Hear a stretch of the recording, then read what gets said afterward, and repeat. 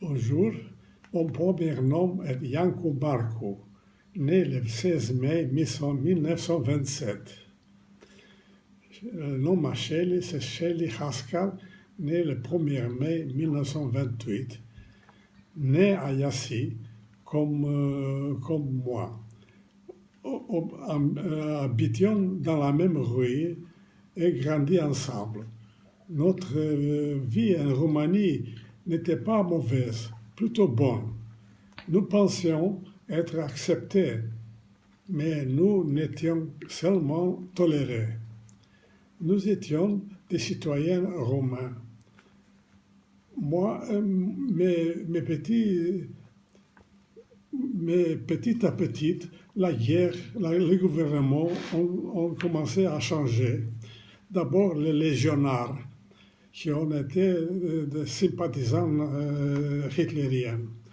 Leur nom a été les chemises vertes, des jeunes gens, des jeunes voyous. Ils avaient une chambre verte dans laquelle ils insultaient et battaient les juifs. Après eux, il y avait d'autres gouvernements plus sévères qui ont obligé la portée de l'étoile jaune sur la poitrine. L'interdiction d'aller au marché avant 10 heures et aller à l'école, d'exercer toutes sortes de méthodes de travail. Leur but était d'humilier et appauvrir les gens. La jalousie était très grande. Ils disaient que les Juifs avaient de belles maisons et qu'ils étaient riches. Les Juifs ont fait toutes sortes de travail obligatoires. Et ensuite, et souvent la police allemande nazie, ils ont ramené les Juifs entassés dans des wagons à bétail. Enfants, parents et grands-parents ont à destination de la Pologne, où il y avait plusieurs camps d'extermination, comme Auschwitz et les plus grands. Le plan des nazis était de tuer tous les juifs du pays d'Europe. Les SS ont envisagé une solution finale. Les juifs étaient leurs otages. En France, beaucoup d'enfants ont été cachés chez les habitants à la campagne. Beaucoup de jeunes ont été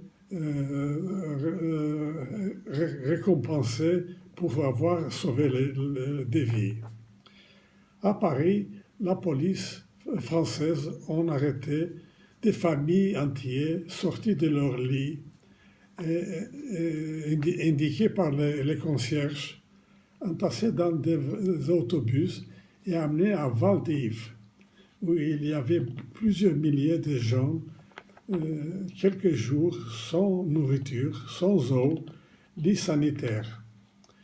De là, ils ont été envoyés en Pologne pour être exterminés.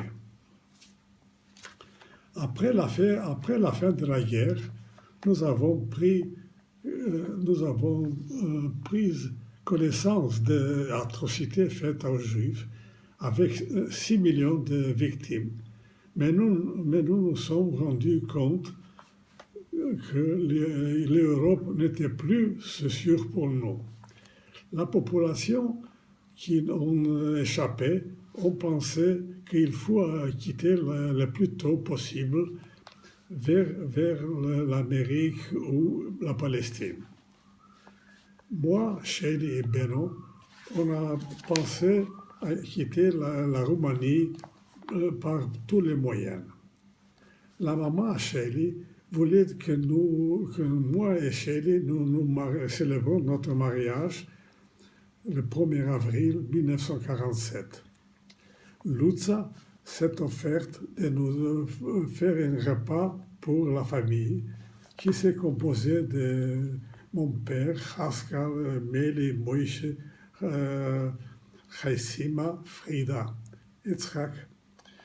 Nous avons appelé notre rabbin de la famille et célébré avec la choupa et ketouba le contrat de mariage. Après la célébration du mariage, avec nos maigres sacs à dos, sortis dans la rue, où notre voisin Nachman nous a félicités et s'est offert de nous conduire vers avec son fiacre à la grande station de train où un train nous a conduits à Bucarest. Il faut que je cherche la carte. Attends, raconte un petit peu comment toi et maman vous étiez, votre relation à l'époque. À ce moment-là, on était des voisins. On jouait ensemble, on a grandi ensemble. Et puis, un jour,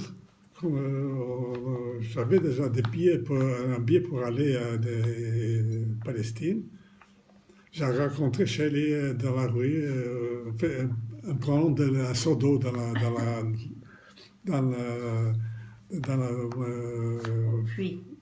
Au puits. Et je lui ai demandé, Shelley, si elle veut qu'on aille tous les deux en Palestine. Elle n'a pas dit non, elle a parlé avec sa mère. Et sa mère a dit d'accord, mais il faut que vous vous mariez ici. Alors vous n'étiez pas encore en relation tous les deux? Vous n'étiez pas encore... On était en relation de voisinage. Ok. On jouait à toutes sortes de choses, on faisait de théâtre. Vous n'étiez pas spécialement petits amis? Non, pas encore petits amis, non. Alors ça a commencé quand? On était bien jeunes à ce moment-là. Ça fait quel âge? J'en avais peut-être 16, 17 ans, 18 ans, à peu près comme ça. Avec quel âge vous aviez quand vous êtes partis? Moi j'en avais 20 ans et elle en avait 19. Et Beno, qui ne voulait pas rester tout seul à la maison avec la deuxième la deuxième femme de mon père, il nous a prié de l'amener avec nous. Alors on a acheté un billet pour lui aussi. Et nous sommes partis tous les trois ensemble. Avec un groupe d'amis à nous. On était au moins 6 à 7 personnes dans la cabine du train. De Bucarest, nous sommes allés vers la Hongrie, sur la frontière qui s'appelait la Satu Mare, une ville. Mais en allant à la gare pour prendre le train, il y avait un monde fou pour la même destination. Pour avoir des places, moi et un copain à moi, on est allé dans la gare de triage.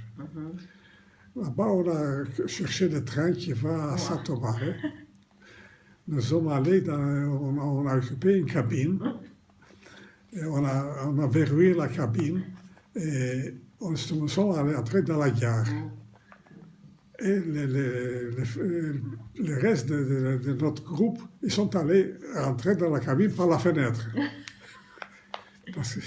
Parce qu'on ne peut pas aller par l'autre côté, il y avait plein de gens partout. Une fois dans la cabine, on était tranquille. Combien de gens il y avait dans votre groupe? Il y avait au moins 7 à 8 personnes. Des gens que vous aviez rencontrés en chemin? Non, des amis qu'on connaissait à Yassi. Ah, vous êtes partis ensemble? Oui, on était partis ensemble. Il y avait un cousin à nous, son père était boucher.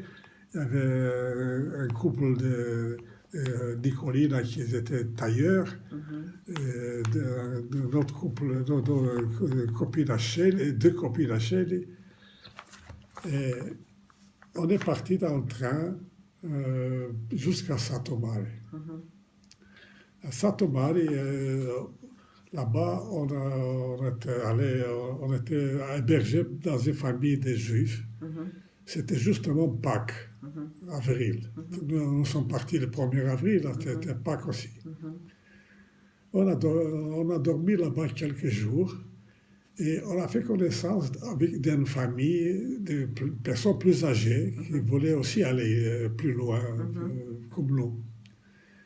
Eux, ils ont trouvé un passeur qui il a demandé une somme d'argent, mais on lui a donné la moitié sur place et la moitié en Hongrie, la première station de Hongrie de train.